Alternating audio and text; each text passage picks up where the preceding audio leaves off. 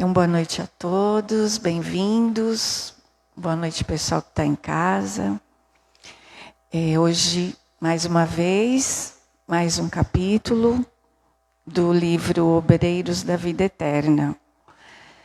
E antes de iniciar o nosso estudo, a gente vai agradecer a oportunidade de estarmos aqui reunidos com o mesmo objetivo, sempre na intenção de crescer, de aprimorar os nossos conhecimentos, para que a gente evolua pelo menos um pouquinho. E quando chegar na espiritualidade, não sofra tanto, como a gente vê aqui nos livros. Então vamos fechar os nossos olhos, respirar profundamente e sentir a música do Pai Nosso entrando no nosso coração.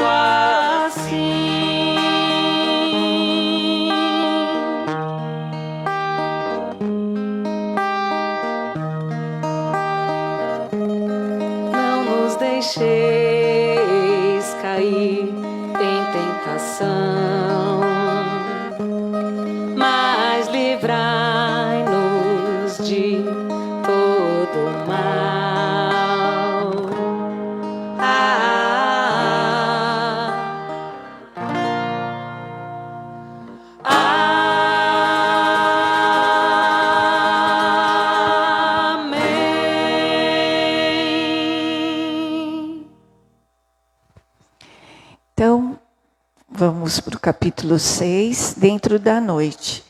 Nesse capítulo, o grupo é composto pelo André, o Jerônimo, o Padre Hipólito e a enfermeira Luciana vão ser conduzidos pela Zenóbia para fazer o resgate daquele amigo dela, né, que desde o primeiro capítulo a gente está vendo. Não é no primeiro. Então, aí me perdi, peraí. Boa noite, gente.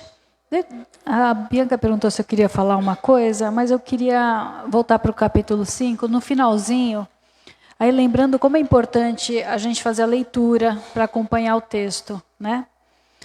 No final ele fala assim,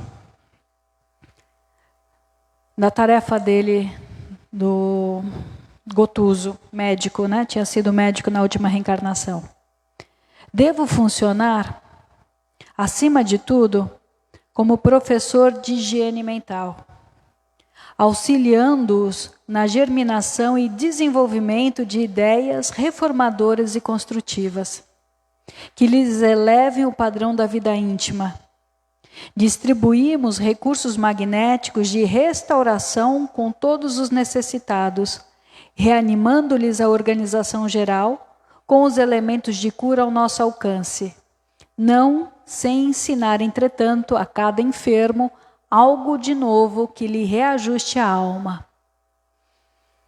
Vocês estão vendo que desde o plano espiritual quanto do plano material existe uma necessidade de organização da vida mental. E às vezes a gente fala assim, mas eu sou saudável mentalmente. Quanto você pensa nos ciúmes? Quanto você tem medo da ruína? Quanto que você sofre com a saudade? Então nós somos medianamente saudáveis. O problema é a outra metade, né? Que nos liga à sombra, ao pesar, a uma vida precária. Então nós nos acostumamos na vida material a ter uma vida mental muito precária, com muito pensamento negativo. Então ele hoje na época, né, do livro, década de 40, já era uma pessoa que mesmo nessa densidade toda que está a colônia Fabiano de Cristo, né, numa região muito pesada do umbral, já é uma pessoa que se candidata a fazer a higiene mental.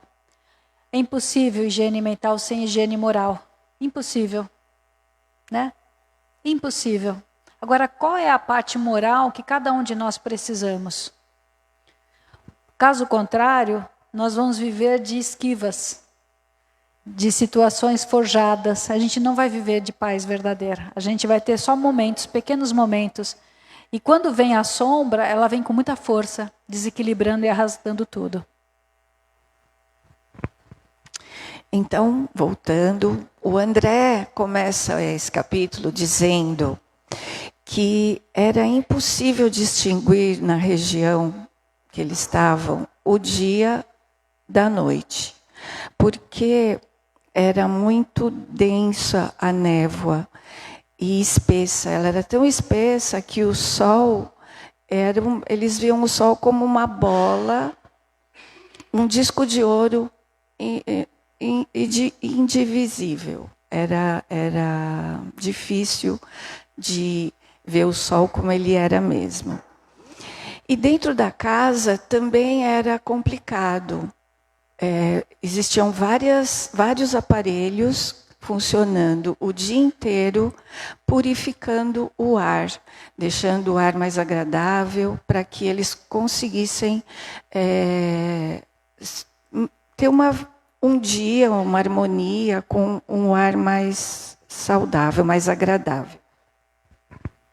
A espiritualidade nos convida à reflexão de que são esse ar insalubre, proveniente da formação dos maus pensamentos, dos maus desejos, que na sua combinação cria vida.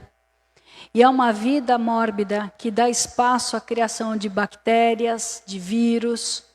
Olha que interessante. Então essa vida micro que a gente tem, que muitas vezes algumas bactérias são muito importantes para os nossos corpos, mas quantas que nos adoecem, quantos vírus letais, novos vírus, retrovírus, todos têm a sua criação no plano astral, que encontram acesso no nosso psiquismo doente, da nossa falta de moral e essa combinação magnética da vida. Então não é simples o que ele está falando aqui. Filtros de purificação do ar. Nós estamos cercados disso. Por exemplo, uma casa como a nossa, não é só a nossa, por favor. uma casa, uma igreja, um templo onde se prega realmente o amor e tenta-se viver o amor. A espiritualidade amiga promove esses filtros, que vão tirar a densidade do ar, mas também vão fazer um filtro do nosso próprio organismo. Por exemplo, aqui na Seara nós trabalhamos com os passes e a parte de cura. Muitos dos irmãos que estão sentados nas cadeiras de tratamento ou estão nas macas, a espiritualidade filtra o fluido vital dessa pessoa com aparelhos que a gente nem conhece na Terra ainda, filtra o psiquismo e renova a sensação. Então a pessoa sai sem muitas soluções, mas ela sai aliviada, ela sai renovada, ela sai com uma nova expectativa. Então às vezes só da gente estar num ambiente bom, por ter a percepção, a participação dessa ajuda espiritual, nós temos ensejo da melhora. Então quando fala de energia, a gente pensa que é pouco, porque nós somos muito concretos, né? A gente quer ver muito. Mas a gente tem que entender que a espiritualidade trabalha sempre no campo da energia. E também as luzes ficavam acesas o dia todo por conta da escuridão que invadia a casa. Então, dentro da casa também não se sabia se era noite ou se era dia. Mais a irmã Zenóbia, junto com os socorristas da casa, eles faziam de tudo para deixar a casa, para quem passasse por lá, confortável, um ambiente agradável, né, para os visitantes. E para quem ia lá buscar socorro. O Jerônimo, ele alerta que as facilidades também fazem com que a gente se distraia. Então, um ambiente também muito propício, com tudo dando certo, pode tirar você, o trabalhador, no caso, do foco, né? Porque eles tinham um objetivo ali de trabalho, de socorro, de auxílio. E era nisso que eles tinham que se focar. Não, e está dizendo também que no mundo espiritual, Deus, que é a força máxima, permite que a gente lide com a criação mental característica da gente. Se você criou uma vida cheia de belezas, de harmonia, é natural que ao seu redor esteja essa harmonia. Agora, se você criou com a sua escolha a maldade, a dureza, é natural que você encontre a aridez. Né? Então, que seja justo, até nisso é justo. Então, o umbral é uma região justa. Não é um inferno gratuito, é uma construção que todos nós contribuímos por causa dos desatinos das nossas paixões, né? O péssimo hábito que nós temos em desejar. Então, sob a orientação da Zenóbia, perto das 19 horas, eles começam os preparativos para a jornada ao abismo. E a Zenóbia convoca mais 20 colaboradores, sendo entre eles 3 mulheres e 17 homens. E ela começa, como ela é administradora da casa transitória, antes de sair, ela começa a organizar todas as atividades da casa, deixar tudo em ordem, para que quando ela saísse, nada desse errado, né, no funcionamento da casa.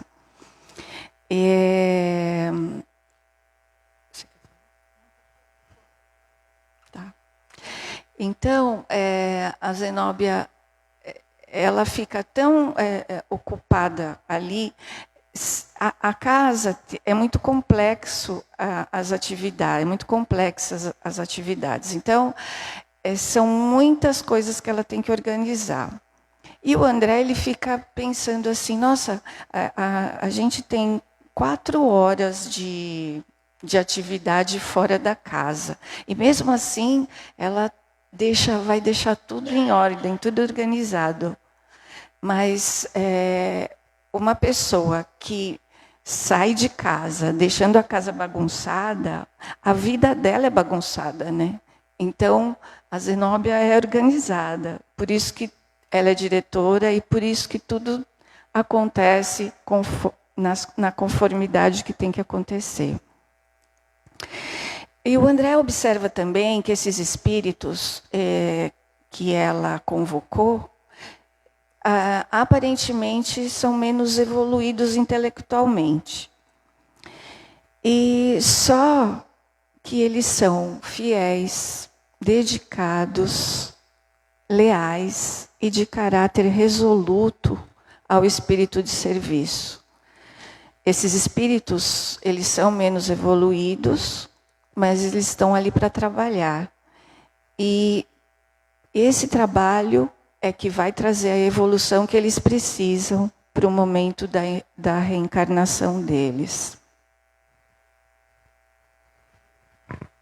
Quando ele fala aqui das virtudes, portadoras de virtudes e valores apreciáveis, ele está falando sobre a disciplina e a capacidade de acatar ordens. Nós não somos muito fáceis para acatar ordem, né? Vem alguém fazer um controle, um direcionamento, a gente já fica todo machucadinho, né? Então são esses valores apreciáveis, sabem ter disciplina e sabem seguir o direcionamento quando tem um bom senso. Então, ela também se preocupa com a segurança do grupo que vai sair com ela, né? Então, ela também providencia equipamentos de proteção, que são umas armas elétricas, né? Que dão choque.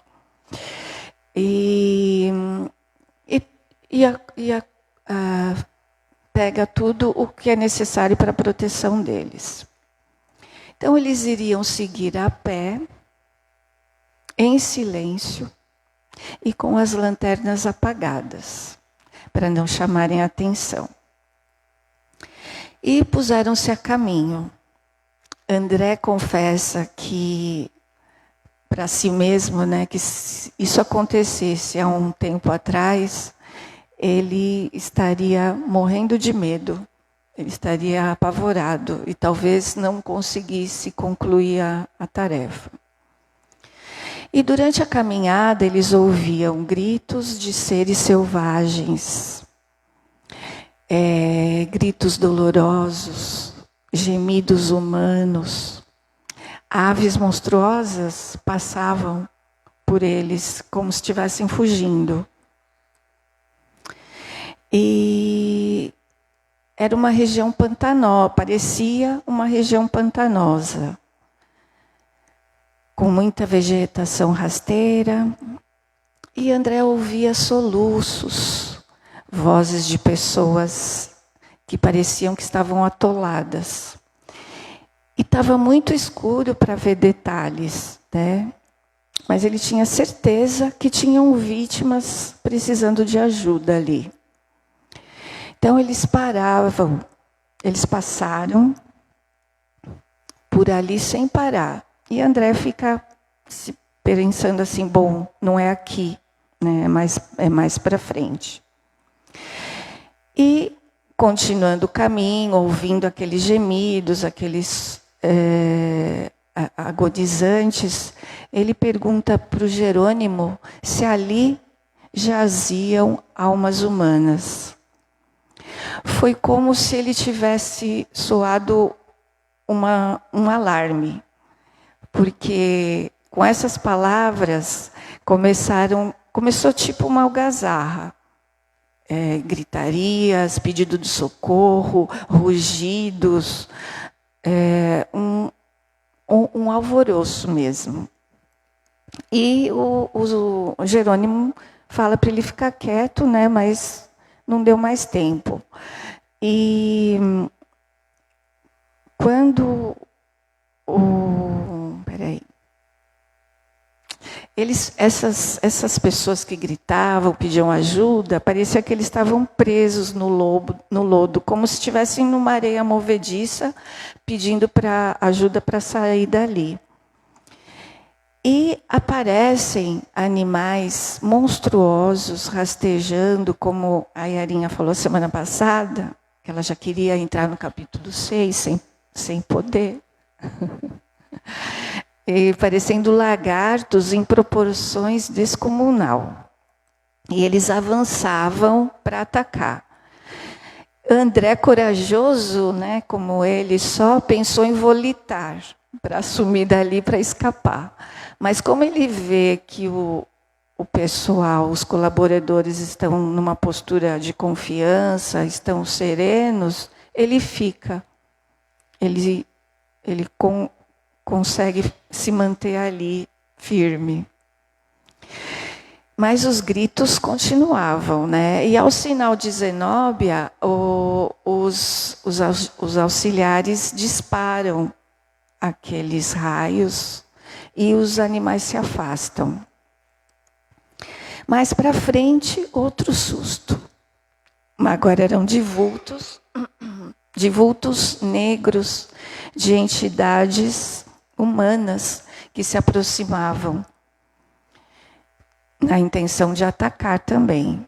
Mas eles foram chegando perto e viram o tamanho do grupo, que era numeroso, eles se afastaram.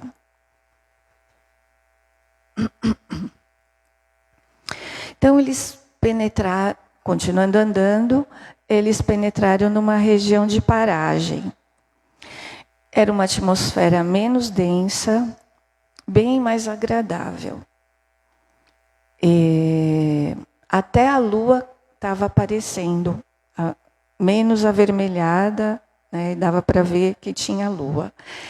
Era um reduzido oásis de paz, em meio àquele extenso deserto de sofrimento.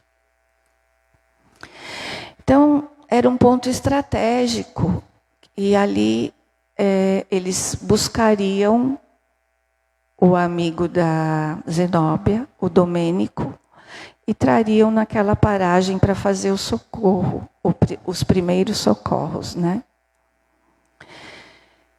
E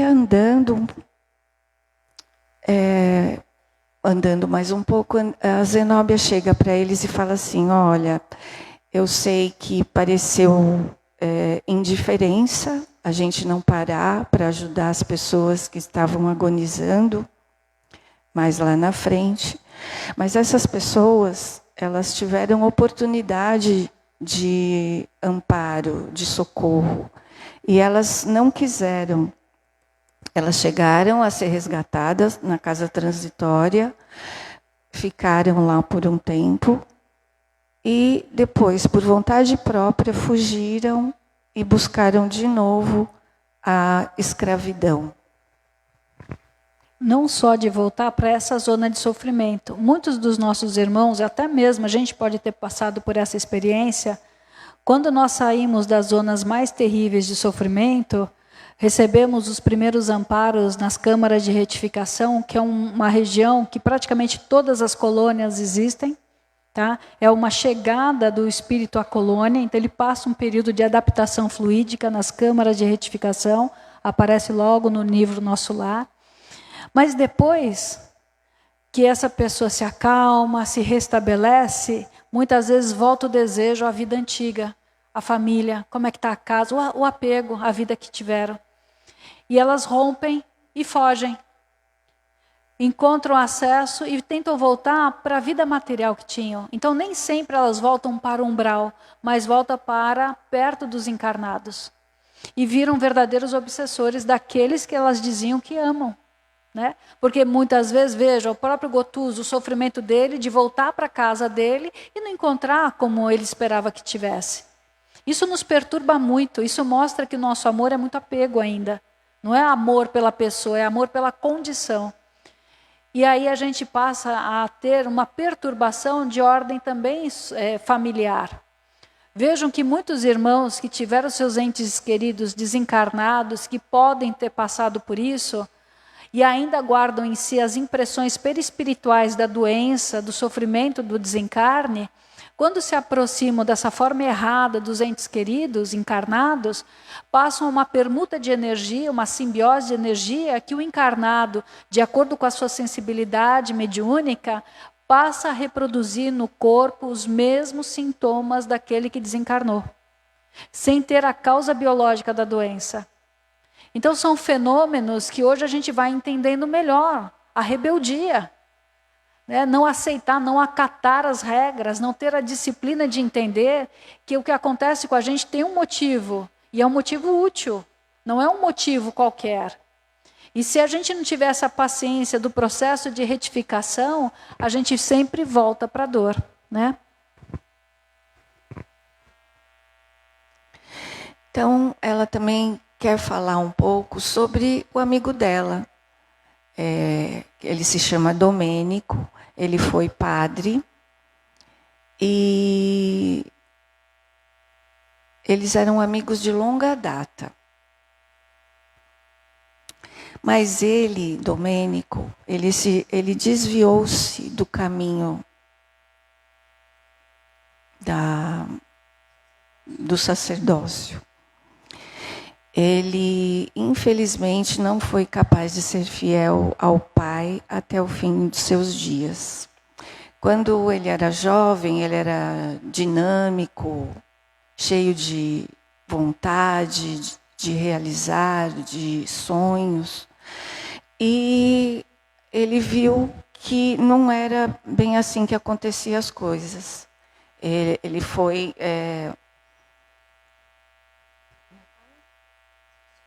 se desviando do caminho. E até que as próprias atitudes dele levaram ele para o lamaçal, que ele se encontra ainda hoje, esse lamaçal de sofrimento. A Bi já vai completar.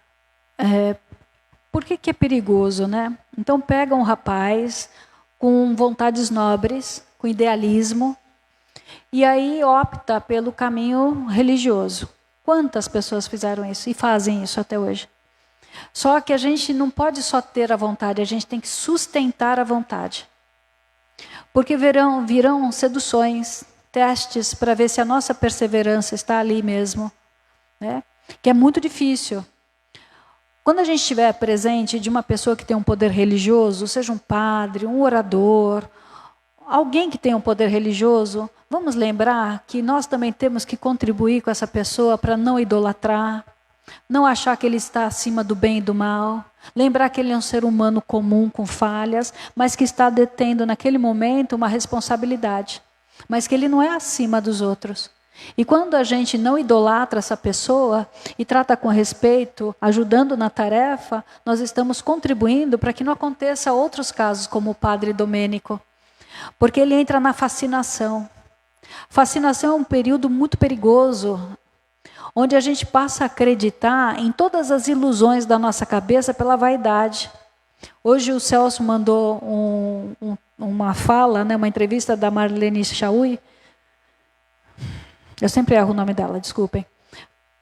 E ela vai chamar a nossa atenção dessa vida vaidosa que a gente está. Que é para a pessoa sentir que ela existe, ela tem que ser vista, ela tem que ser olhada, tem que ser comentada, né? Quer dizer, a gente perde o eixo. Então nós estamos num perigo existencial muito parecido. Só que agora não é de um padre Domênico, todos nós estamos sendo seduzidos por isso. Então a fascinação é um caminho muito perigoso da gente achar que está certo, sem olhar, sem voltar atrás, sem medir, sem fazer uma comparação realmente se nós estamos corretos. Quer falar?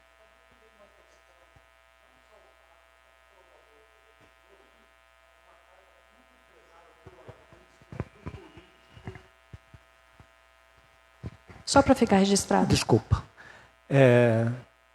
Essa carga que às vezes a gente impõe a um religioso pode ser imposta ao artista também, que às vezes é muito frágil no seu orgulho, e ele vai sendo endeusado, ele se desvia de uma boa carreira que poderia ser tranquila e vai para os excessos de toda a ordem. E os políticos também, que eles têm ali uma contribuição para dar para a sociedade e às vezes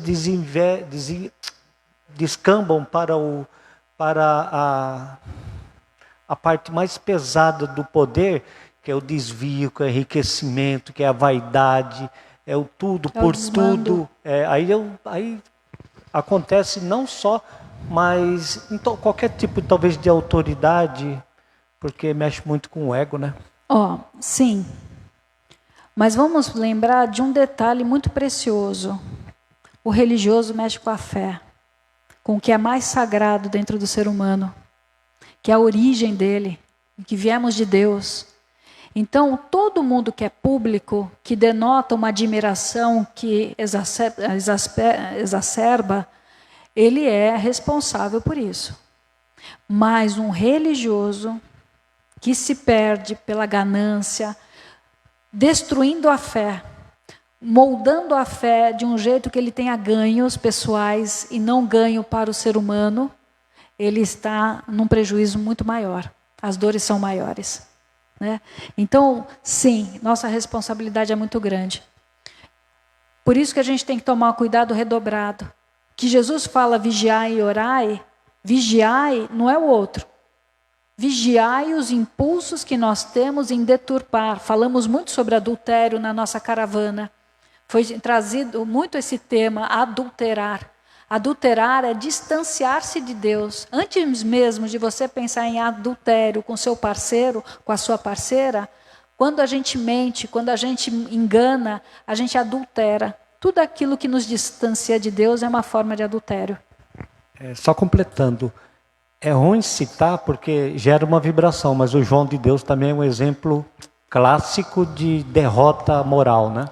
Ele é um vilão, né? Ele é um tirano, ele é um psicopata, que viu na fé, na simplicidade de muitas pessoas e na dor, porque na dor a gente fica muito fragilizado, né? O medo da morte, o medo da consequência de uma doença, a dificuldade na cura pelos recursos humanos, pelos recursos científicos, fez com que ele fosse um abusador em altíssima escala. Altíssima escala. É um dos predadores mais graves da Terra. Veja só o peso que a espiritualidade nos coloca nesse caso. Mas por que a espiritualidade não falou antes? Porque a necessidade dos escândalos. Eu não vim para a Terra para ser um escândalo, eu vim para a Terra para tentar acertar. Mas no caminho eu me desvirtuo, e aí eu sou motivo de escândalo por outro, que não deixa de ser uma expiação para o meu próximo. Então veja que a gente às vezes se conecta com as pessoas pela nossa sombra. Por isso que as nossas relações não podem mais ser por interesse. Nós temos que entender aquilo que está errado dentro da gente para a gente sentir atração pelas coisas boas da vida e não por aquilo que nos machuca. É uma lei de atração que funciona também, né? Então a Zenóbia fala que fez tudo o que ela pôde por ele, para ajudá-lo, né? Para tirar ele daquele estado que ele estava, mas ela chegou um momento que ela desistiu, cansou. Então ela falou, não quero mais saber. Ela falou aqui, com as minhas fraquezas humanas, abandonei-o à própria sorte.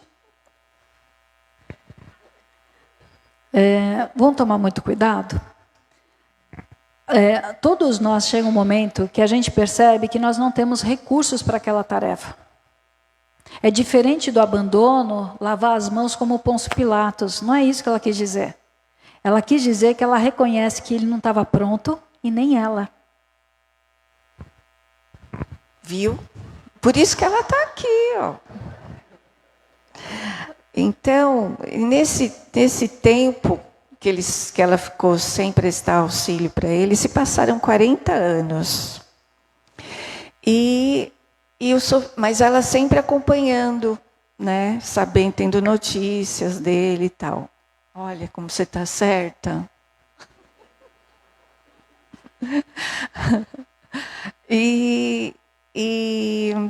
Então, esse sofrimento dele despertaram nela a vontade de realmente ajudá-lo, né, para fazer força para tirar ele dessa situação.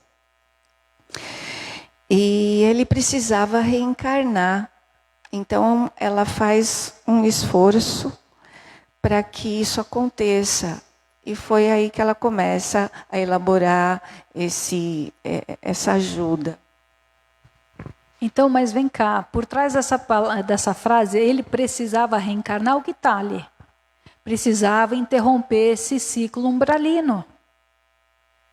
Não é que ele precisa, todos nós precisamos reencarnar, né? Dar continuidade. Então, a reencarnação é vista ali como esses irmãos totalmente perdidos, como um ponto de parada.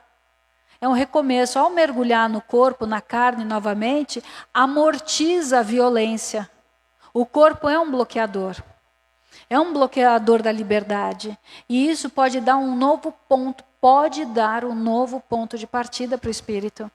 Né? E conforme as adversidades daqui, ele pode recapitular as próprias escolhas e tentar escolher de novo corretamente. Mas a chance de um irmão como esse, nessa vibração, precisar de um corpo enfermo, por causa das toxinas do perispírito dele, alterarem a formação do novo corpo, é imensa, né?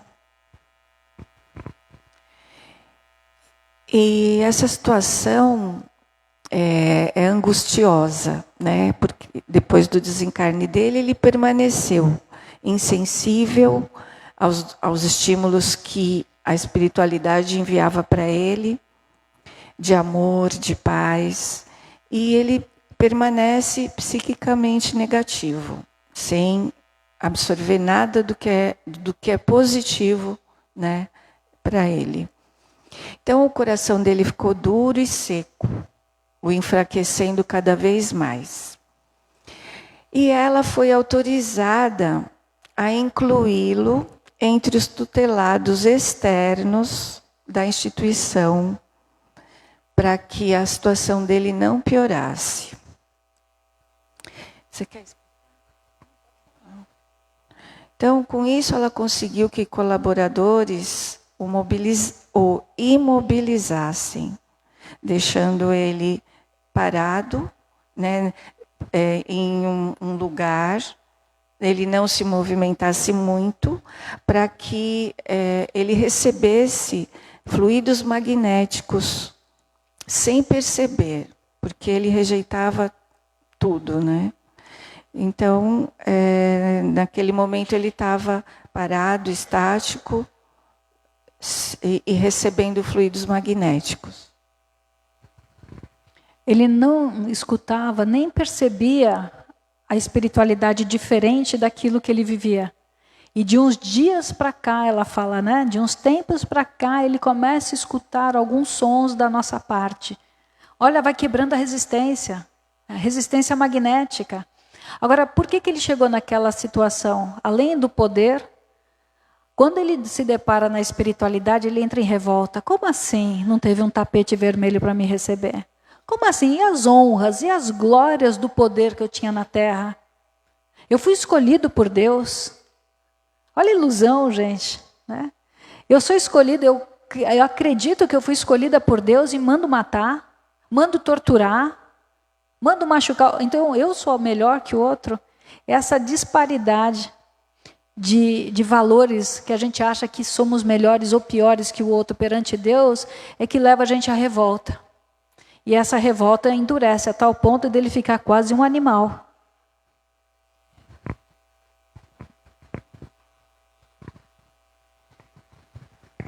Essa condição reencarnatória é uma bondade divina, de acordo com a amorosidade de Zenóbia, que ele vai retornar. Ele poderia ficar lá, ou não. Essa amorosidade, esse carinho que ela tem, mesmo à distância, mesmo ela se sentindo fragilizada, ajuda? Vamos lembrar que todos nós temos uma Zenóbia. Todos nós temos um vínculo amoroso nesse nível de proteção para a gente. Então, são acréscimos de misericórdia da lei. São benesses que entram. Se fosse depender pelo nosso esforço pessoal, a gente estava na época das pedras ainda. Então, essa interferência é o exercício do livre-arbítrio daqueles que estão ascensionando. Então, é um trabalho também de redenção para a própria Zenóbia em se dedicar a alguém tão endurecido, que faz parte da história pessoal, mas que é alguém muito difícil de ser convencido ao bem. Então, o ganho é para os dois. Então, é o acréscimo de misericórdia da divindade, né? Tá certo? Obrigada.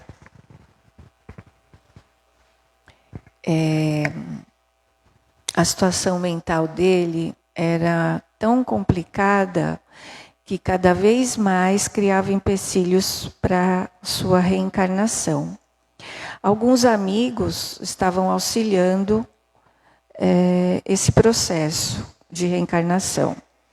Ele, quando reencarnar, ele vai ser filho de quem o matou, porque ele prejudicou essa pessoa.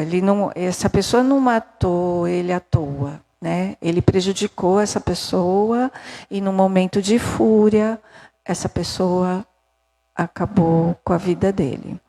Então, ele vai ser filho de quem o matou, mas para isso eles estão harmonizando, eles vão precisar harmonizar o Domênico, para que quando o organismo da genitora, né, de quem vai ser a mãe dele, não seja muito prejudicado pela revolta que ele vai passar para ela através da gestação. Mais uma proteção, né? Vai proteger o organismo, tanto perispiritual quanto o organismo físico da mãe, para que as toxinas, a energia deletéria que ele vai estar irradiando, mesmo sem perceber, porque ele vai estar no processo de redução perispiritual, perda de consciência para ser acoplado ao novo corpo, mesmo assim a vibração é muito baixa. Se não fizer essa proteção, ocorrem os abortos espontâneos, as malformações, uma série de fenômenos muito interessantes, né? Que a gente começa a entender melhor com essa questão da assimilação e repulsão dos fluidos. Muita informação, né? Então, eles estão tentando sensibilizar o coração dele, despertar, né, para que ele possa enxergar aquela que foi... ter um coração mais amoroso. A Zenóbia, ela pensou em chamar a mãe dele, a que foi mãe dele, né, a Dona Ernestina. Ela acha que, com a proximidade da mãe dele, ele vai arrefecer os ânimos dele, vai deixar ele mais calmo. Mas ela espera fazer muito por ele nessa noite, né, nesse tempo que ela separou para cuidar dele. E contando com a ajuda da Luciana, que vai usar as suas faculdades de clarividência. E a Zenóbia acredita que quando ele encontrar a Ernestina, também vai ajudar nesse processo de acolhimento, né? Abrir o coração. Então, antes do trabalho iniciar, de realmente buscar o Domênico, ela pede desculpas para o pessoal, para os colaboradores, por levá-los, né, para essa tarefa, essa expedição tão complexa. E também agradece a oportunidade de ter um grupo tão harmonioso junto a ela. E ela lembra também a urgência desse resgate, porque o fogo etérico vai passar pela manhã e ele modificará todas essas paragens, e aí ela poderá perder a oportunidade de resgatar o Domênico. E ela fala para eles assim: estejam certos que serão meus credores para sempre. Em vários capítulos a gente observa a humildade de espíritos elevados, né? Como eles se colocam no mesmo nível dos espíritos mais simples, mais humildes. essa humildade é uma conquista, né? E aí são movimentos de exemplo. Né? O interessante é que ele não está pronto na medida mais clara do termo, mas começa a acontecer dentro dele uma mudança que para nós é imperceptível. Nós batemos muito aqui na tecla, lá na Seara, que o momento da mudança não começa na dor, começa no tédio. É importante a gente lembrar disso, tá bom? Porque nós temos muita resistência a ficar na dor. A gente pode ficar ali por décadas, séculos. Mas quando esvazia, até o motivo da dor esvazia, nós ficamos no nada. E no tédio é que começa a nascer uma nova possibilidade. Então a espiritualidade identifica. Sempre me chamou muito a atenção por que a espiritualidade tão poderosa, com tanta luz, não simplesmente resgata a todos, transforma a todos. Né? Porque nós não estamos prontos para viver no paraíso. Nós recebemos cuidados, atenções. Pensa num irmão morador de rua. Muitas vezes, esse irmão é acolhido numa casa fraterna, recebe dignidade, um banho, uma roupinha nova, uma comida gostosa, a proteção de um lar.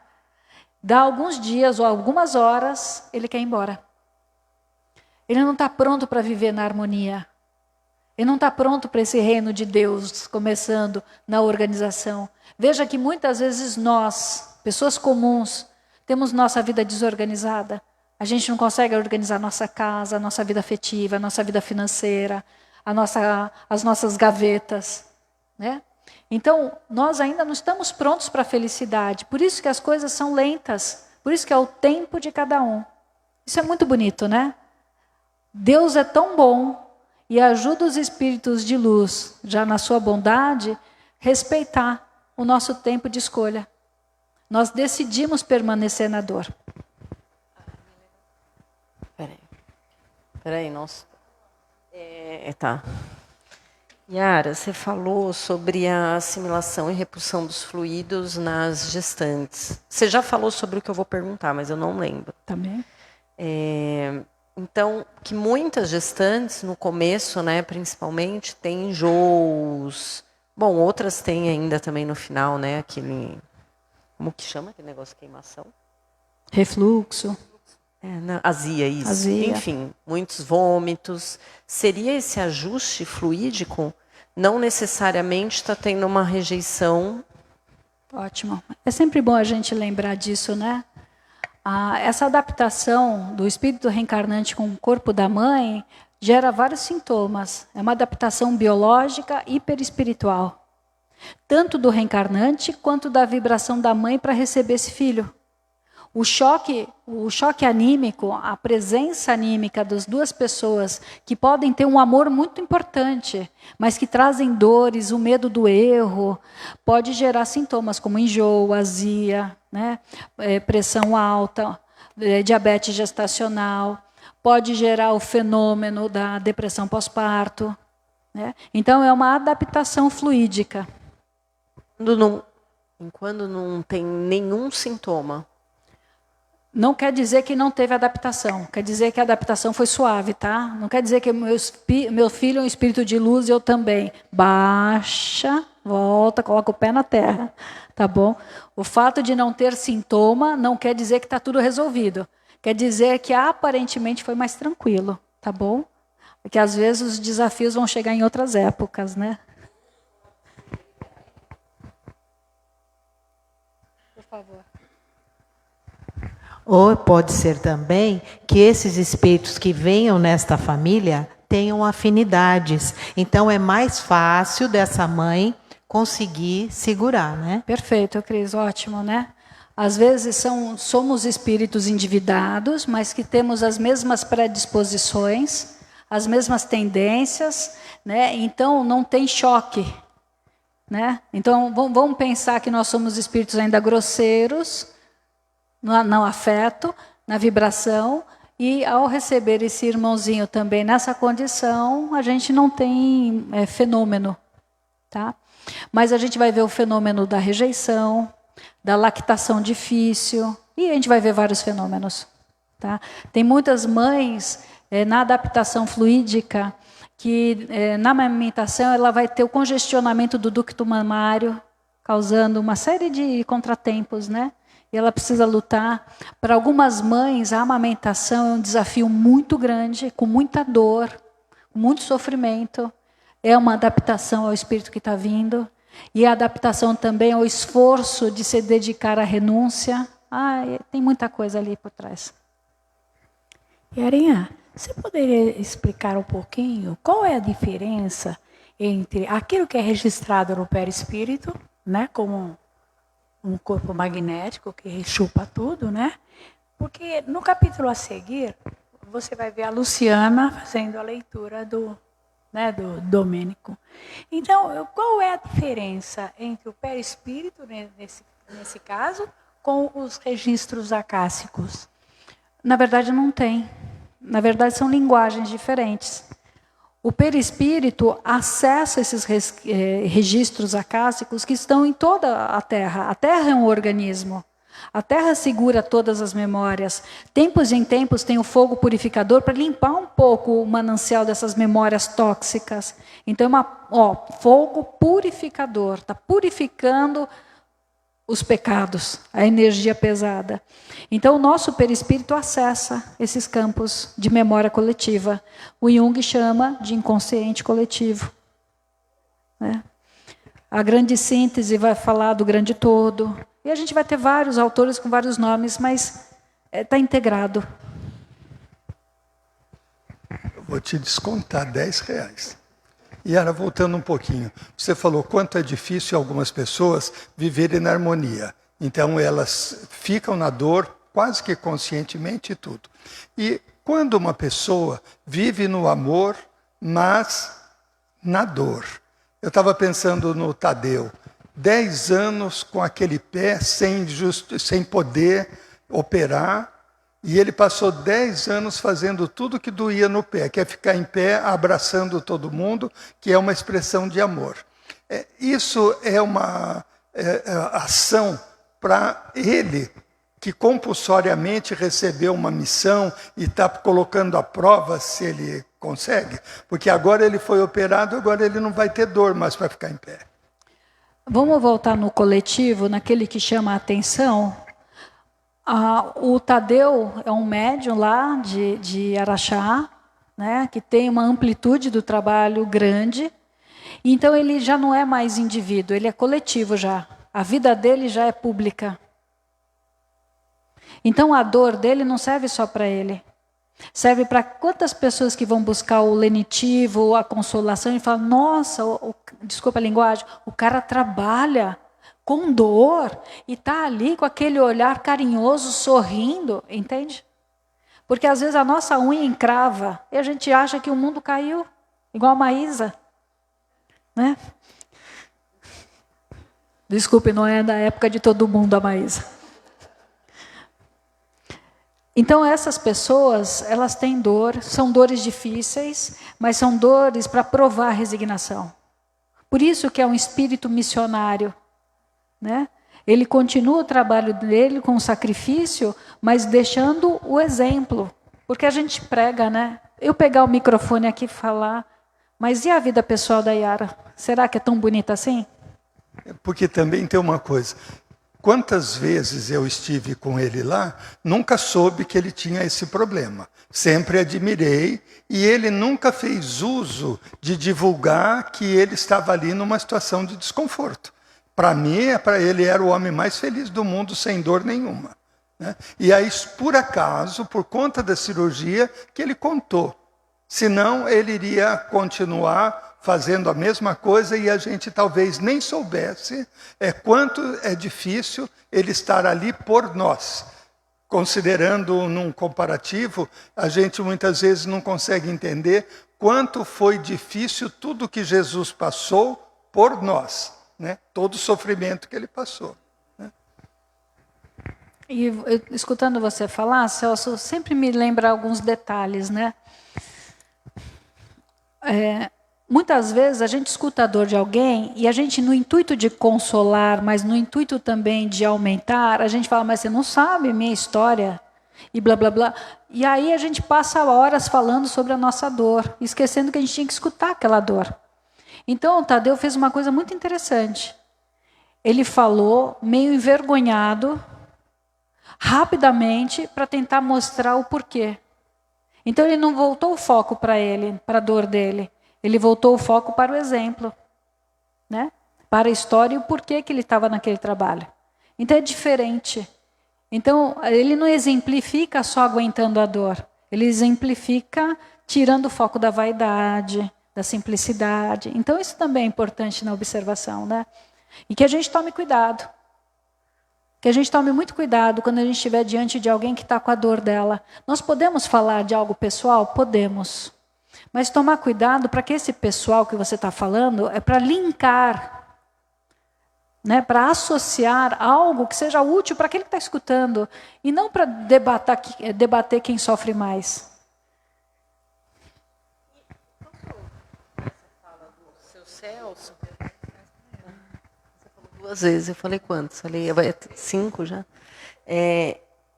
Eu fiquei também pensando nessa questão do Tadeu, quando no final, tá, eu vou falar bem rápido, no final ele fala assim que não iria poder abraçar, porque estava na cadeira de rodas, queria dar a mão, e o quanto era importante ele receber a nossa energia.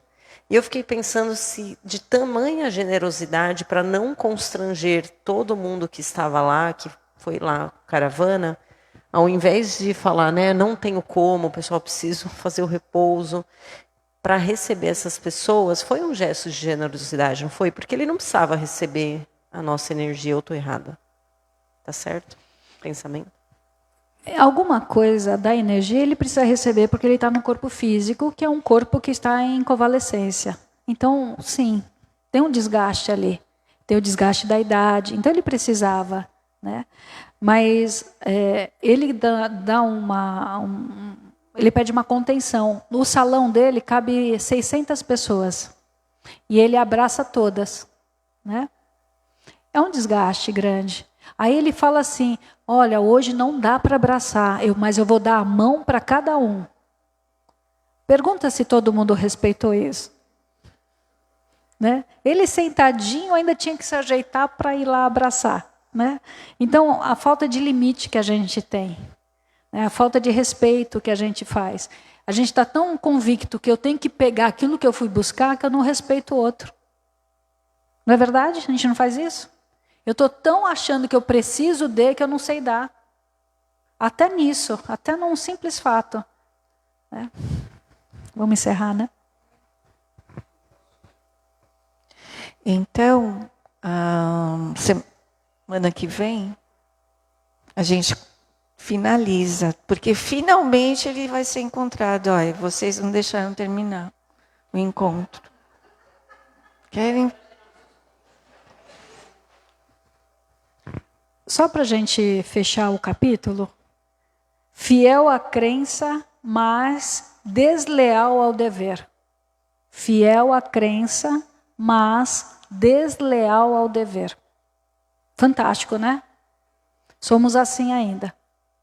Temos preconceitos, ideias, conceitos que a gente veio trazendo a várias reencarnações que combinam com o estado de formação familiar, e que vão amarrando a gente, prendendo a gente, que a gente fica escravo daquela ideia, mas não regenera.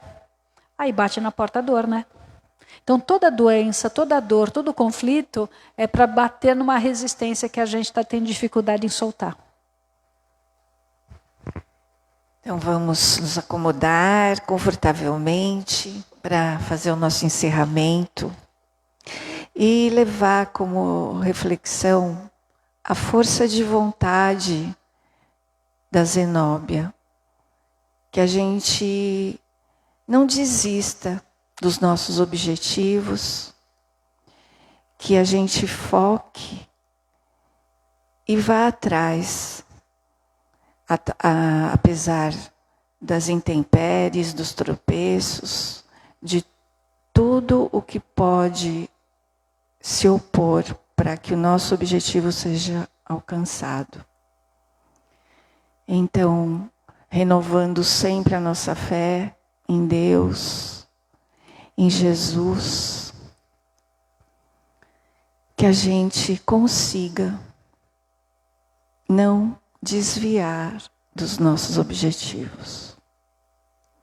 Pai nosso que estais nos céus, santificado seja o vosso santo e divino nome. Venha a nós o vosso reino, seja feita a vossa vontade, assim na terra como nos céus. O pão nosso de cada dia nos dai hoje, Senhor. Perdoai as nossas ofensas, na medida em que nós perdoarmos aqueles que nos têm ofendido. E não nos deixeis cair em tentações, mas livrai-nos de todos os males. Graças a Deus. Quem ficar para o trabalho de desobsessão, continuem sentados. Quem não puder ficar, boa noite, bom descanso e até a semana que vem.